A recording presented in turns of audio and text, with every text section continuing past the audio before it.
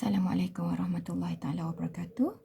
Kita akan sambung lagi pelajaran kita untuk tajuk 1.2 operasi asas aritmetik tetapi melibatkan operasi darab dan juga bahagi.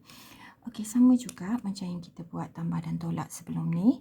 Kita kena tengok untuk operasi tu nombor integer apa bertemu integer apa. Okey, sebagai contoh kat sini tengok kalau integer positif darab positif atau positif bahagi positif, jawapan dia dalam positif. Yang tepi ni jawapan. Tengok, kalau tanda sama, jawapan dalam positif. Tanda sama, jawapan dalam positif. Tanda tak sama, jawapan dalam negatif. Sama juga untuk proses bahagi. Tanda tak sama, jawapan dalam negatif. Okey, sebagai contoh nak bagi lebih faham, tengok saya tunjuk contoh Kita buat operasi darab dulu sebagai contoh. Negatif 2 darab negatif 3. Okey, kita darab seperti biasa. 2 darab 3 bersamaan dengan 6. Okey, sekarang kita tengok. Nombor negatif darab nombor negatif. Nombor negatif darab nombor negatif. Saya dah kata, kalau tanda sama, jawapan dalam positif. Positif. Banding kat sini. Negatif, negatif. Negatif darab negatif. Jawapan dalam positif. Okey, sama juga kalau contoh satu lagi. B negatif 10 darab positif 5. Okey.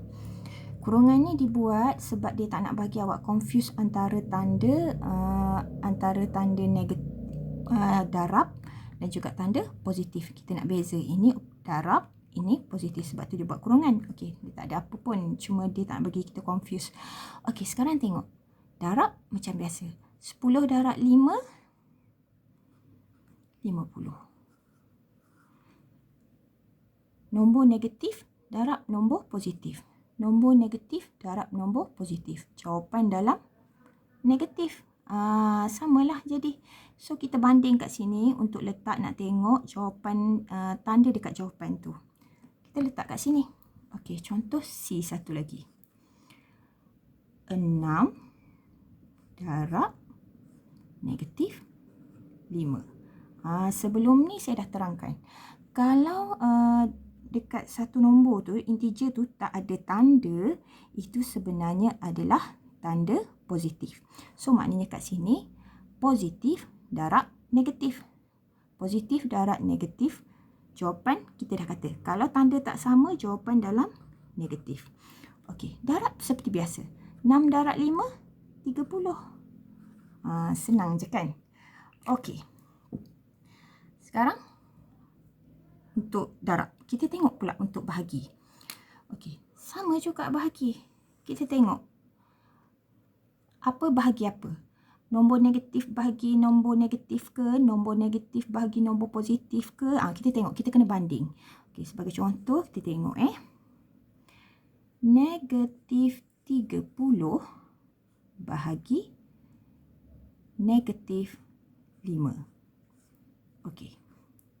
30 bahagi 5, 6. Nombor negatif bahagi nombor negatif. Saya dah cakap, kalau tanda sama, jawapan mesti dalam positif. Nombor negatif bahagi nombor negatif, jawapan dalam positif. Contoh lagi. B. Negatif 15 bahagi positif 3. Sama dengan 15 bahagi 3, jawapan adalah 5. Pembahagian seperti biasa. Kita bahagi dulu macam biasa. 15 bahagi 3, 5. Baru kita tengok tanda. Nombor negatif bahagi nombor positif. Tanda lain-lain.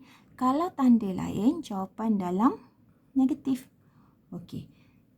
Tengok satu lagi. Kalau negatif 45 bahagi No, saya pakai positif. Positif 45 bahagi negatif 15. Okey. Sama juga, saya dah terang. Kalau tak ada tanda, maksudnya dia nombor positif. 45 bahagi 15 sama dengan 3. Tanda sama tak? Sini tanda positif. Sebab tak ada tanda, maksudnya dia adalah tanda positif. Positif, negatif, tanda tak sama, jawapan dalam negatif. Okey, senang je kan? Saya bagi contoh satu lagi. Kalau diberi 10 bahagi 2. Awak kata kalau macam ni, sama je lagilah, senang. Dia tak letak tanda pun. Tapi sebenarnya nombor positif bertemu nombor positif. 10 bahagi 2, 5. Positif, positif, positif. Letak pun tak apa, tak letak pun tak apa tanda positif. Okey, sebab dah terangkan kalau tak ada tanda maksudnya positif. Tak ada tanda maksudnya positif. Bahagi seperti biasa. Tanda sama, jawapan dalam positif. Tanda sama, jawapan dalam positif. Tanda tak sama, jawapan dalam negatif. Tanda tak sama, jawapan dalam negatif. Pendaraban dan pembahagian buat seperti biasa. Darab, buat proses darab. Kalau pembahagian, buat proses bahagi. Sama je. Senang je. Cuma kita perlu ingat yang ini. Maksudnya, tengok integer apa, tanda dia bertemu apa. Lepas tu yang tepi ni jawapan. Okey, senang je kan? Okey.